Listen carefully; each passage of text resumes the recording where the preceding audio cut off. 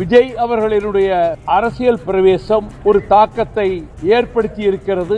My dear CM sir, ஒரு 505 தேர்தல் வாக்குறுதிகளை நமக்கு தமிழ்நாட்டு மக்களுக்கு கொடுத்தாங்க. அதுல எத்தனை வாக்குறுதிகளை இந்த திமுக கவர்மெண்ட் நிறைவேற்றி இருக்கு?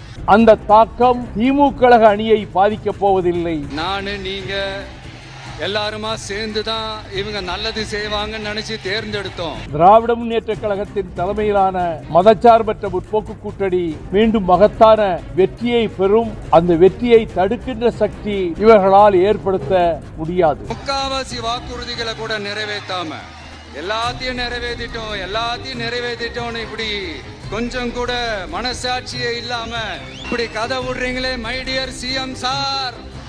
தமிழக திரை உலகில் ஜொலிக்கும் முன்னணி நட்சத்திரங்களில் ஒருவரான அவருக்கு மிக பெரும்பான்மையான ரசிகர்கள் ஏற்கனவே இருக்கிறார்கள். அப்படிப்பட்ட ரசிகர்கள் எல்லையற்ற ஆர்வத்தோடு அவரை காண துடிப்பதும், அதை போலவே கலையுலக கவர்ச்சியை நேசிக்கின்ற இளைஞர்களும் அவரை காண துடிப்பதும், திருச்சி மாநகரிலே பிரம்மாண்டமான கூட்டம் நேற்று கூடியிருந்ததை தொலைக்காட்சி வாயிலாக நானும் கண்டேன்.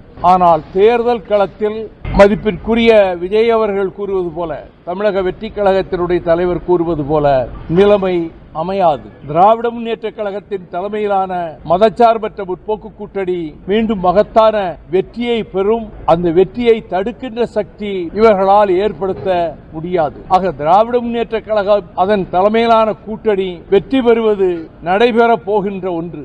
ஆனால் விஜய் அவர்களினுடைய அரசியல் பிரவேசம் ஒரு தாக்கத்தை ஏற்படுத்தி இருக்கிறது. அந்த தாக்கம் திமுக அணியை பாதிக்க போவதில்லை. அது எந்த வகையிலே விளைவுகளை ஏற்படுத்தும் என்பதை நாம் வர இருக்கிற தேர்தல் முடிவுகளை பொறுத்துத்தான் அப்பொழுது கணித்து சொல்ல முடியும்.